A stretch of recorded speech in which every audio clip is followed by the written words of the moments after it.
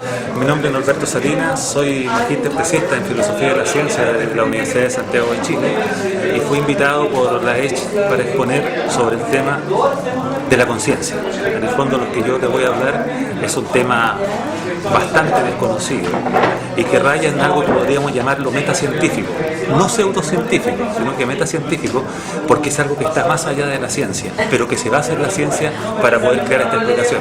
Sé que es un tema polémico y un tema bastante contraintuitivo, pero confío en que esta audiencia va a salir fortalecida y va a tener una nueva visión respecto de lo que para ellos puede ser un concepto de mundo y un concepto de ser humano. Bueno, muy buenas tardes, bienvenidos a todos, señoras y señores, antiguos amigos, nuevos amigos, enemigos, son todos bienvenidos hoy día a este primer encuentro 2012 de la Asociación Escéptica de Chile. Evento que ya lleva casi 2 años haciéndose, en donde hemos podido tener la participación de los más premiados del mundo académico, personas comunes y corrientes, autodidactas y una serie de personajes que han pasado por estas famosas charlas con temas bastante complejos. Hoy vamos a hablar de un tema que es bastante complejo, diría yo, ¿no? La conciencia, la última frontera, es el nombre que ha titulado Norberto, quien ya ha tenido la oportunidad de darnos una pequeña conferencia el año pasado, que es un capítulo de su libro, porque el caballero que usted tiene acá acaba de escribir un libro que se llama Travesía Vulcano, la peligrosa aventura del pensamiento, que le recomiendo que lo lean, porque es un libro bastante completo, en donde analiza toda la evolución de lo que es el pensamiento mágico hasta llegar a una idea y una hipótesis que hoy día va a plantear y que espero que obviamente todos los presentes puedan debatir con él, y espero, ojalá, que le den bastantes argumentos para que él nos pueda tratar de compensar de si esta hipótesis que él tiene es válida o no es válida. Agradezco también, a modo de introducción, a todo el grupo de los escépticos que han hecho posible que podamos conseguir este nuevo local. Aquellos que nos conocen desde el principio sabrán que partimos en un boliche bastante chiquitito y precario, y hoy hemos ido avanzando y esperemos que se demore más echando, que no. Así que eso se agradece la gestión. Depende del consumo igual. Depende del agradecemos también al grupo que se encargó de la apostasía, el último evento que hicimos masivo, ¿no?, en donde renunciamos formalmente a la Iglesia Católica, más de 35 personas de acá. Y esperemos que ahora el evento se va a replicar en provincia también. Saludo también cordialmente a nuestros amigos ateos que han venido hoy día con un par de representantes, los herejes que hicieron un asado este sábado, por favor, que también están presentes. Así que bueno, sin más preámbulos, se los voy a dejar con Norberto. Norberto Salinas, él es abogado, ya terminó su magíster de epistemología de la ciencia, nos va a plantear el tema de la conciencia, es de la Universidad de Santiago, también compañero U. Así que un gran aplauso para él, felicitaciones. Por inaugurar este ciclo de conferencias, que espero que sean muchas más y que sean tan entretenidas como él. No, Alberto, todo tuyo. Muchas gracias. Lo que yo les voy a exponer a ustedes, en el fondo les voy a pedir que ustedes me ayuden, porque ustedes son escépticos, y como buenos escépticos son personas críticas, y lo que yo les voy a poner hasta cierto punto es una prueba de escepticismo, porque en el transcurso de la exposición ustedes van a ver que van a ir surgiendo ciertas ideas que son bastante contraintuitivas. ¿Y por qué les digo que ustedes me van a ayudar? Porque el 80% probablemente de lo que yo voy a decir acá es lo que constituye mi tesis de magíster, y que fue la razón además por la que yo entré al magíster. O sea, esto es una cosa que tiene ya bastante data. El tema de la postura que yo les voy a plantear es dentro de la filosofía, porque esto es filosófico y científico, podríamos decir que es metafísico, es decir, aquello que está más allá de lo físico. Pero desde el punto de vista de la ciencia, podríamos denominarlo metacientífico. No lo confundan con pseudocientífico, porque la diferencia es que esto se basa en todo el conocimiento del estado del arte que tenemos en la ciencia para poder dar un salto y poder plantear aquello que yo les voy a exponer en esta noche.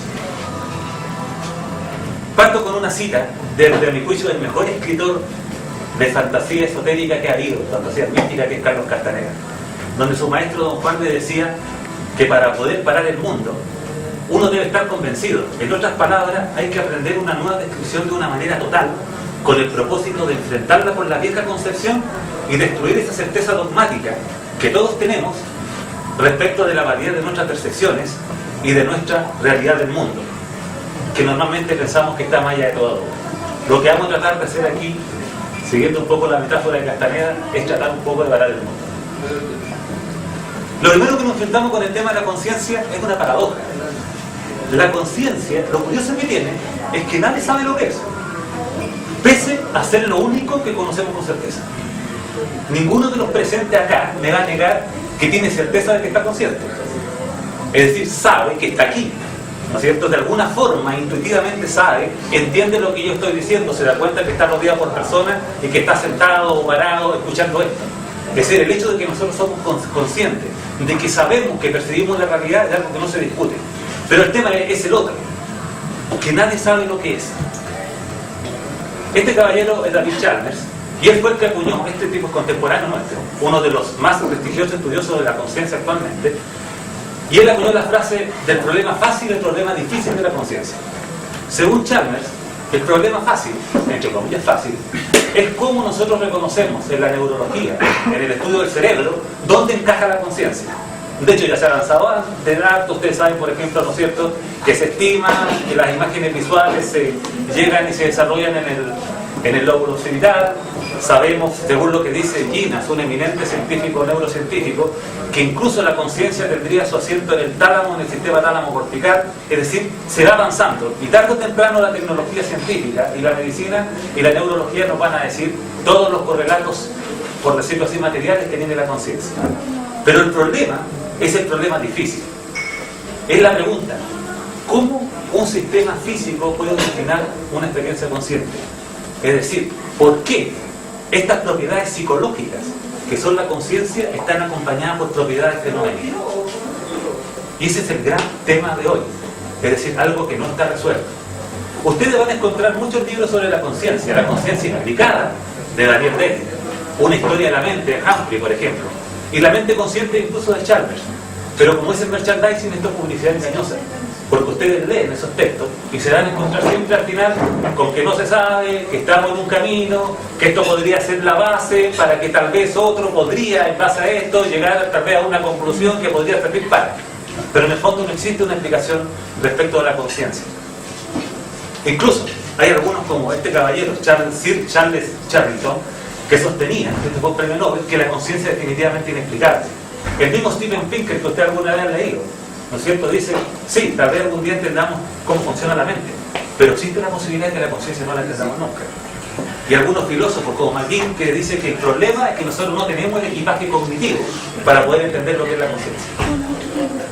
Y acá está Dennett. Tal vez es lo único que yo coincido con Dennett, porque Dennett tiene una aproximación a una posible explicación de la conciencia, no tiene la explicación, yo no la comparto, pero sí coincido con él en esto, que el tema de la conciencia, a diferencia de ponernos un paralelo de que no se puede estudiar, sí se puede estudiar, y como cualquier objeto de conocimiento científico.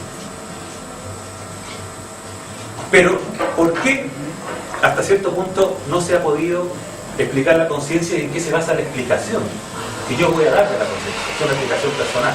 En dos elementos que son fundamentales, que son, o tienen que ver con la objetividad del mundo que conocemos y la voluntad.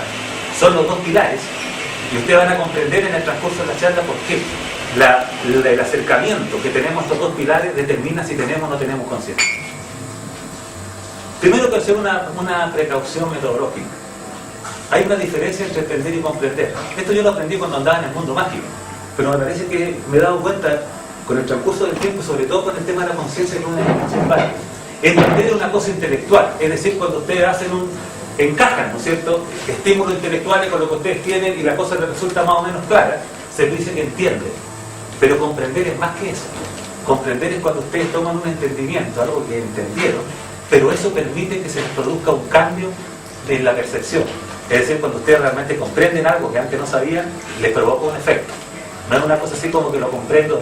¿Y por qué les digo esto? Porque yo cuando he hablado con neurólogos, he hablado con médicos, y les he planteado algún aspecto de la conciencia, ellos me entienden. Y ellos mismos lo saben y lo entienden, pero curiosamente no lo comprenden. Para partir, vamos a partir por algo que yo enseñaré en una charla anterior, que es el efecto ventana. nosotros sufrimos de un efecto ventana. ¿Qué quiere decir esto? Que creemos que el mundo está afuera, que lo que vemos está afuera y que nuestros ojos son ventanas a través de las cuales nosotros captamos el mundo exterior. Pero toda la ciencia, todo el arte de la ciencia, esto es indiscutible, nos dice que las imágenes visuales se producen en el cerebro. Eso cualquier persona con cultura media lo sabe. De hecho, ¿por qué la pupila es negra? Porque es un hoyito. Adentro hay un vacío donde llega la luz, ¿no es cierto? Y se refracta de determinada forma, eso se transforma después en impulso eléctrico, pasan por el esquema óptico, etcétera, etcétera, y llegan al lóbulo occipital donde se produce la visión. ¿Ya? Pero nosotros sufrimos ese efecto. Así es como nosotros creemos que es el mundo. Eso es lo que dice el sentido común. Es decir, nosotros estamos, ¿no es cierto?, acá dentro de nuestro cerebro, ¿no es cierto?, los ojos coinciden, igual como los binoculares, ¿no es cierto?, una esa visión binocular. Y cuando caminamos incluso nosotros podemos ver nuestros zapatos, si miramos hacia abajo vemos nuestro cuerpo, de repente para el lado, yo sobre todo que soy un poquito narigón, ¿no es cierto?, puedo estar de repente un poco la nariz, ¿ya? Incluso cuando imagino en mí mismo, yo pensando de repente pienso en mí, porque de repente uno piensa en uno mismo, ¿no es cierto? Se ve como que es una imagen difusa que se proyecta sobre esa realidad que está allá afuera. ¿Ah? Pero la verdad es que nosotros vemos dentro. Y la primera persona que trató de establecer un concepto de cómo es la visión interior fue Descartes. Y Daniel Dennett, el filósofo de la mente tan famoso, se burlaba de la teoría de Descartes y le llamó a esto el teatro cartesiano, el teatro de Descartes. Es decir, nosotros sabemos que como no vemos adentro, perfectamente tiene que haber alguien que adentro está viendo, porque este caballero está viendo el huevo frito, ¿no es cierto? Pero efectivamente no lo está viendo afuera, sino que lo está viendo dentro en una pantalla mental. Pero el teatro cartesiano, ¿por qué Dennett lo ridiculizaba? Tenía algunos problemas. ¿Quién ve la obra en el teatro cartesiano? O sea, dentro de nuestra cabeza hay un teatro. Es como una especie de escenario tridimensional, como un holográfico. ¿Y cómo lo hace si no tiene ojos? Es decir, cuando usted cierra el ojo y se imagina una manzana, ¿quién está viendo la manzana dentro? Buena pregunta, ¿no es cierto? Entonces, ¿qué es lo que trató de resolver Descartes?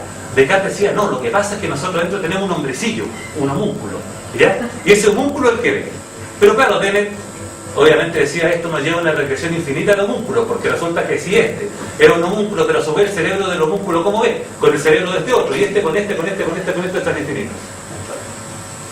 Y Descartes fue el que inauguró una disciplina, que es la que yo soy la que profeso en filosofía de la ciencia, que es la filosofía de la mente.